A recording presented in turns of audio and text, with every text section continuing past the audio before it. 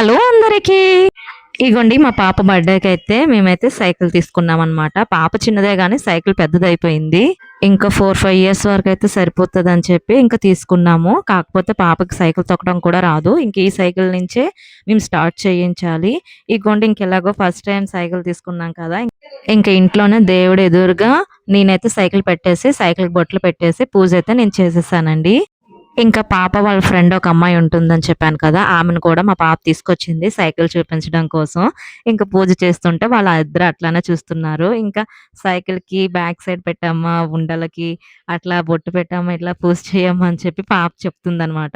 ఇంక వాటితో పాటు నేను నిమ్మకాయ అలాగే మిరపకాయలు కూడా ముందుకి దిష్టికి తగలకుండా ఉండడం కోసం ఇంక కట్టేసాను ఫైనల్‌గా. ఇంక ఇద్దరు పిల్లలకైతే నేను అక్షంతలైతే ఇచ్చాననమాట. ఇంక ఇద్దరు అక్షంతలేసి దండం పెట్టారు. వాళ్ళతో పాటు నేను కూడా పూజ చేసేసాను కంప్లీట్‌గా.